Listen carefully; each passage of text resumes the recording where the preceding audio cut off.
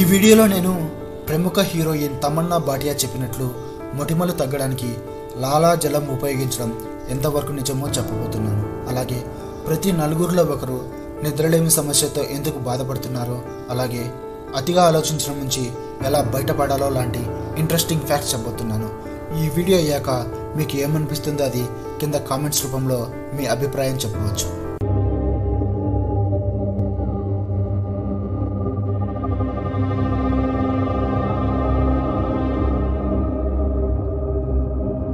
Hi hello నమస్తే, నేను మీ గురుప్రసాద్ పోతరాజు. మీకు కనుక నా ఎక్స్ప్లెనేషన్ నచ్చినట్లయితే ప్లీజ్ ఒక లైక్ చేసి సబ్స్క్రైబ్ చేసుకుని కింద ఉన్న బెల్ బటన్ నొక్కి నోటిఫికేషన్ ఆన్లో ఉంచుకోండి. నా నుంచి మీకు మరిన్ని వీడియోస్ వస్తాయి. సో లేట్ చేయకుండా ఇవాటి టాపిక్లోకి వెళ్ళిపోదాం. So let's get in to the video. Fact number 1, మనలో కొంతమంది ఏదైనా ఒక దాని గురించి ఆలోచించడం మానేస్తే మళ్ళీ దాని గురించి అసలు ఆలోచించరు. వారి మనసును ప్రశాంతంగా ఉంచుకుంటారు. కానీ అలా చాలామంది ఉండలేరు. నిరంతరం ఏదో ఒక దాని గురించి ఆలోచిస్తూ ఉంటారు. వారి మెదడును అనేక ట్యాబులు ఓపెన్ చేసిన బ్రౌజర్ లాగా ఎన్నో సమస్యల గురించి ఆలోచిస్తూ ఉంటారు. ఇలాంటి వాటితో చాలా ప్రమాదకరం. What is over thinking? మనకు ఏదైనా ఒక సమస్య వచ్చినప్పుడు దాన్ని ఆలోచిస్తే తప్పులేదు. కానీ కొంతమంది ఏమీ లేకపోయినా సరే ఏదో ఊహించుకొని ఏదో జరిగినట్లు అప్పుడు మనం ఏం చేయాలి అన్నట్లుగా ముందుగానే అన్నీ ఆలోచిస్తూ ఉంటారు. ఇలాంటి వారినే ఓవర్ థింకర్స్ అని, ఈ పద్ధతినే ఓవర్ థింకింగ్ అని అంటారు. మానసిక వ్యాధి నిపుణుల ప్రకారం మనుషులు ఎందుకు అతిగా ఆలోచిస్తారంటే ఆందోళన, భయం మరియు గతంలో జరిగిన బాధలు, అవమానాల వలన అతిగా ఆలోచిస్తారు. ఇలా ఎక్కువగా ఆలోచించడం వలన తప్పుడు నిర్ణయాలు తీసుకోవడం తగ్గుతుంది అని అనుకుంటారు. కానీ అలా ఎక్కువగా ఆలోచించడం వలన నిర్ణయాలు తీసుకునే సామర్థ్యం తగ్గుతుంది. అతిగా ఆలోచించడం అనేది ఆందోళన, రుగ్మతలు, నిరాశ మరియు అబ్సెసివ్ కంపల్సరీ డిసార్డర్ OCD వంటి మానసిక ఆరోగ్య సమస్యలతో ముడిపడి ఉంటుందని నిపుణులు భావిస్తున్నారు. అతిగా ఆలోచించే వ్యక్తి తరచుగా నుదుటి చుట్టూ మరియు భుజాల చుట్టూ తలనొప్పి లేదా నడుము నొప్పి గురించి ఫిర్యాదు చేస్తాడు. వారు దడ, చెమట, అధిక రక్తపోటు, ఛాతీ నొప్పి మరియు శ్వాస ఆడకపోవడాన్ని కూడా అనుభవిస్తూ ఉంటారు. అతిగా ఆలోచించడం ఎలా ఆపాలి? మీరు అతిగా ఏ సమయంలో ఆలోచిస్తున్నారో ముందు మిమ్మల్ని మీరు పసిగట్టాలి. ఆ సమయంలో కుటుంబ సభ్యులతో, స్నేహితులతో గడపడం అలవాటు చేసుకోవాలి. గతం గురించి అలాగే భవిష్యత్తు గురించి ఆలోచించడం మానేయాలి. వర్తమానంలో ఉండడానికి ప్రయత్నించాలి. ఖాళీ సమయాల్లో అతి ఆలోచనలు రాకుండా ఏవైనా పనులు కానీ ఏదైనా అభిరుచులు ఉంటే వాటి మీద దృష్టి పెట్టాలి. మరియు మనకు సపోర్ట్ కోసం స్నేహితులు, కుటుంబ సభ్యులు లేదా థెరపిస్ట్ నుంచి మద్దతు కోరడం విలువైన సహాయాన్ని అందిస్తుంది. ఫ్యాక్ట్ నెంబర్ 2, మన చుట్టూ 2 రకాల వ్యక్తులు ఉంటారు. 1, మంచం మీద పడుకోగానే నిద్రలోకి జారుకునేవారు. 2, పడుకున్నప్పుడు అటు ఇటు తిరుగుతూ దొర్లుతూ ఎప్పుడో మెల్లగా నిద్రలోకి జారుకునేవారు. మీరు కనుక ఈ వీడియో చూస్తున్నట్లయితే మీరు ఖచ్చితంగా 2వ రకానికి చెందిన వారై ఉంటారు. 2023లో ఏజ్వెల్ ఫౌండేషన్ నిర్వహించిన అధ్యయనం ప్రకారం దాదాపు 52% గాఢ నిద్ర సాధించడంలో విఫలమవుతున్నారు. అలాగే 69% మంది 6 గంటల కంటే తక్కువ నిద్రపోతున్నారు. 50% మంది నిద్రలేమి సమస్యతో బాధపడుతున్నారు. రీసెర్చ్ గేట్ సంస్థ నిర్వహించిన సర్వే ప్రకారం ప్రతి 4గురిలో ఒకరు నిద్రలేమి సమస్యతో బాధపడుతున్నారు. ఇది ప్రతి సంవత్సరం వీరి సంఖ్య 6% పెరుగుతూ వస్తుంది. ఇదే కనుక ఇలాగే జరిగితే మనం సరిగ్గా నిద్రపోయినట్లయితే అనేక మానసిక, శారీరక రుగ్మతలు కలిగే అవకాశం ఉంది. Why we are sleepless? మానసిక నిపుణుల అధ్యయనం ప్రకారం మన శరీరంలో నిద్ర వచ్చేందుకు మెలటోనిన్ అనే ఎంజైమ్ విడుదలవుతుంది. ఏవైనా కారణాల వల్ల ఇది మన శరీరంలో విడుదల కాకపోతే మనకు నిద్రలేమి సమస్య వస్తుంది. దానికన్నా కారణాలు కూడా కొన్ని చెప్పారు. అందులో ఏవి అంటే ఫోన్స్, ట్యాబ్స్ అండ్ ల్యాప్టాప్స్. ఎక్కువసేపు చూడడం వలన వాటి నుండి వచ్చే బ్లూ లైట్ మెలటోనిన్ను విడుదల కాకుండా చేస్తుంది. దీనివలన మెదడు ఇంకా పగలుగానే ఉంది భావించి నిద్ర రాకుండా చేస్తుంది. మన చుట్టూ ఉన్న వాళ్ళ అలాగే పనిచేసే చోట నుంచి ప్రెషర్, టెన్షన్ లాంటి సమస్యల వల్ల కూడా నిద్రాభంగం కలగవచ్చు. అలాగే కాఫీ మరియు దానికి సంబంధించిన వస్తువులను ఎక్కువగా తీసుకోవడం వలన కూడా మనకు నిద్రలేమి సమస్య రావచ్చు. శారీరక శ్రమ లేకపోవడం, కష్టపడకుండా ఉండడం కూడా నిద్రలేమికి ఒక కారణం కావచ్చు. భోజనం చేయడానికి, నిద్రపోవడానికి మధ్య ఎక్కువ సమయం లేకపోవడం, అలాగే చేసే భోజనంలో అధిక మొత్తంలో కారం, మసాలాలు ఉండడం కూడా ఒక కారణం. ఇలా చెప్పుకుంటూ పోతే అనేక రకాల మానసిక ఒత్తిళ్లు, మన చుట్టూ మనుషులు, పరిసరాల ప్రభావం కూడా కారణం కావచ్చు. మనం ఈ సమస్య నుండి ఎలా బయటపడాలి? మనకు రోజు ఎన్ని పనులు ఉన్నా, సమస్యలు ఉన్నా నిద్రపోవడానికి ఒక టైం సెట్ చేసుకోవాలి. అలా మన మెదడుకు అలవాటు చేయాలి. మనం పడుకునే చోట సాధ్యమైనంత వరకు చీకటిగా ఉండేందుకు ప్రయత్నించాలి. ఏ విధమైన లైట్స్ వాడవద్దు. చీకటిగా ఉన్నప్పుడు మన శరీరంలో మెలటోనిన్ అనే ఎంజైమ్ విడుదలయ్యి మనకు హాయిగా నిద్ర వస్తుంది.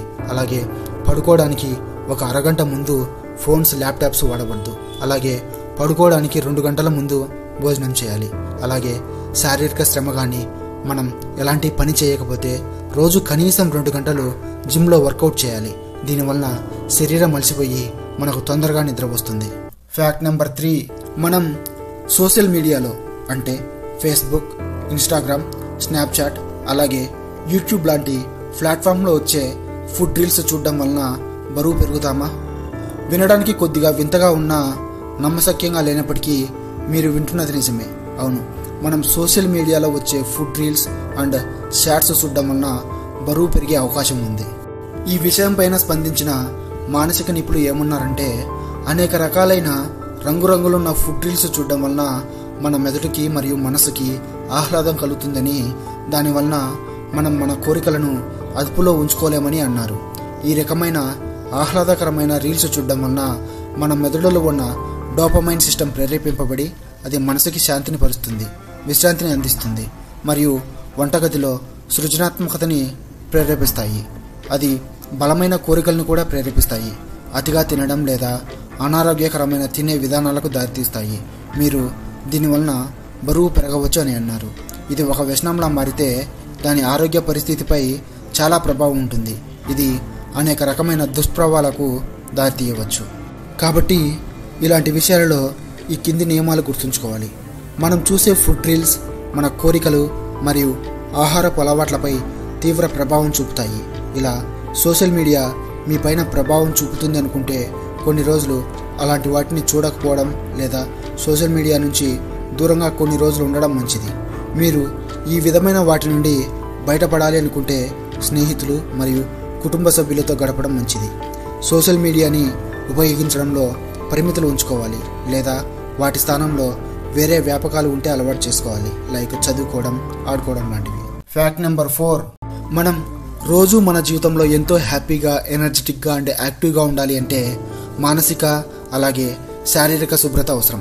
మానసిక ఆరోగ్యం మంచి అలవాటు చేసుకుంటే వస్తుంది. మరి శారీరక ఆరోగ్యం ప్రతిరోజు మనల్ని మనం శుభ్రంగా ఉంచుకుంటే వస్తుంది. ఇలా చెయ్యాలి అంటే ప్రతిరోజు క్రమం తప్పకుండా స్నానం చేయాలి. అలా ప్రతిరోజు చేస్తున్నప్పుడు మీరు మీ శరీరంలో అన్ని భాగాలు శుభ్రంగా ఉన్నాయి అని అనుకుంటున్నారా? ఖచ్చితంగా మనలో 100కి 90 మంది స్నానం చేయడంలో ఈ భాగాలని నిర్లక్ష్యం చేస్తారు. అవి ఏంటి అంటే పాదాల వేళ్ల మధ్య, చేతి వేళ్ల మధ్య, గజ్జల్లో, బొడ్డులో, చంకల కింద, చెవుల వెనక భాగంలో, తల భాగంలో, అలాగే మహిళలు అయితే రొమ్ముల కింద మరియు పొత్తుకడుపు మడతల్లో మనలో చాలామంది స్నానం చేయడంలో నిర్లక్ష్యం చేస్తారు. కొన్ని అధ్యయనాల్లో తేలిన దాని ప్రకారం ఈ ప్రాంతాలను మనం స్నానం చేయడంలో నిర్లక్ష్యం చేస్తే అనేక రకాల వ్యాధులు వస్తాయని చెప్తున్నారు. అది ఎలా అంటే మనం మన దినచర్యలో భాగంగా ప్రతిరోజు అనేక చోట్లకు వెళ్తుంటాం. అలా వెళ్ళేటప్పుడు అనేక రకాల దుమ్ము, ధూళి, కాలుష్య కారకాలు మన శరీరం మీద పడి అవి మన శరీరంలోని సున్నితమైన భాగాలు అంటే పైన చెప్పిన ప్రాంతాల్లో స్థిరపడే అవకాశం ఉంది. మనం ఈ ప్రాంతాలను సరిగ్గా శుభ్రం చేసుకోకపోతే ఆ ప్రాంతాలలో బ్యాక్టీరియా ఏర్పడి అది మనకు అనేక రకాల వ్యాధుల్ని కలిగించవచ్చు. అవి మన ద్వారా వేరే వాళ్ళకు కూడా వ్యాపించవచ్చు. అవి ఏంటంటే ఇంటర్డిగో అనేది చెవుల వెనుక, మెడ మడతల్లో, చేతుల కింద, పొడుచుకు వచ్చిన పొత్తి కడుపు కింద, గజ్జల్లో, వేలు వెబ్లలో లేదా కాలి అంతరాలలో వంటి మడతల్లో సంభవించే బ్యాక్టీరియా. దీనివల్ల దద్దుర్లు వస్తాయి. రింగ్ వర్మ్, ఫంగల్ ఇన్ఫెక్షన్ వల్ల వచ్చే దద్దుర్లు. ఇవి సాధారణంగా దురద, వృత్తాకార దద్దుర్లు, మధ్యలో స్పష్టమైన చర్మం ఉంటుంది. ఇది అంటువ్యాధి. ఫంగల్ ఇన్ఫెక్షన్ మరియు మానవుల నుండి మానవులకు, జంతువుల నుండి మానవులకు వ్యాపిస్తుంది. పాదాలలో వచ్చే రింగ్ వర్మ్ను టినియా పెడిస్ అంటారు. ఇది సాధారణంగా ఎక్కువ కాలం పాదరక్షలు ధరించడం మరియు వారి పాదాలను సరిగ్గా కడగడం మరియు ఆరబెట్టడం లేని వ్యక్తుల్లో సంభవిస్తుంది. మధుమేహం ఉన్నవారికి ఈ ఫంగల్ ఇన్ఫెక్షన్ వచ్చే అవకాశం ఎక్కువగా ఉంటుంది. మనం మన శరీరాన్ని శుభ్రం చేయడంలో నిర్లక్ష్యం చేస్తే బ్యాక్టీరియా మరియు ఫంగల్ ఇన్ఫెక్షన్ను ఆకర్షించడమే కాకుండా చెడు వాసన మరియు మొటిమలు కూడా వస్తాయి. మరి ఇలాంటి సమస్యలు తగ్గాలి అంటే ఏం చేయాలి? తేలికపాటి సబ్బుతో స్నానం చేయడం, అలాగే సెన్సిటివ్ పార్ట్స్లో క్లీన్గా ఉంచుకోవడం ముఖ్యం. వారానికి కనీసం 2 సార్లు అయినా తల స్నానం చేయాలి. ఈ ప్రాంతాల్లో ఏదైనా దురద, స్రావాలు లేదా జిగటగా ఉంటే వెంటనే చర్మ వ్యాధి నిపుణుని సంప్రదించండి. మీరు డయాబెటిక్ అయితే మధుమేహం ఫంగల్ ఇన్ఫెక్షన్లకు మరింత ముందడుగు వేస్తుంది. కాబట్టి ఈ ప్రాంతాల్లో చెక్ పెట్టడం చాలా ముఖ్యం. Fact number 5. మన ముఖం మీద ఉన్న మొటిమలను మన నోటిలోని లాలాజలం నయం చేయగలదా? నిత్య జీవితంలో మనమందరం మొటిమల సమస్యతో బాధపడుతుంటాం. మన దేశంలో ప్రతి సంవత్సరం 1 కోటి మందికి పైగా మొటిమల సమస్యతో బాధపడుతున్నారు. మన చర్మం మీద ఉండే వెంట్రుకలు పెరిగే స్థానంలో చిన్న చిన్న రంధ్రాలు ఉంటాయి. వీటిని హెయిర్ ఫొలికల్స్ అని అంటారు. వీటిలోకి ఏదైనా దుమ్ము కానీ చనిపోయిన చర్మ కణాలు కానీ అడ్డుపడినప్పుడు మొటిమలు వచ్చే అవకాశం ఉంది. దీనికి పరిష్కారంగా మనం ఎన్నో మందులు కూడా వాడుతున్నాం. కానీ 2021లో ప్రముఖ నటి తమన్నా భాటియా ముఖం మీద ఉన్న మొటిమలు పోవాలి అంటే లాలాజలం వాడాలి అన్నట్లుగా అనేక రీల్స్ వైరల్ అయ్యాయి. ఇదే విషయం మీద చర్మవ్యాధి నిపుణులు ఏమి అన్నారు అంటే, లాలాజలం మొటిమలను తగ్గించకపోగా కొన్నిసార్లు ఎక్కువ చేసే ఛాన్స్ ఉంది. ఎందుకంటే లాలాజల pH తటస్థంగా, కొన్నిసార్లు ఆమ్లంగా కూడా ఉంటుంది. అప్పుడు చర్మం పొడిపారిపోవడం, అలాగే పగుళ్ళు రావడం జరుగుతుంది. ఒక్కోసారి మనం ముఖం సరిగ్గా కడుక్కోనట్లయితే మన లాలాజలంలో మరింత బ్యాక్టీరియా ఉండే ఛాన్స్ ఉంది.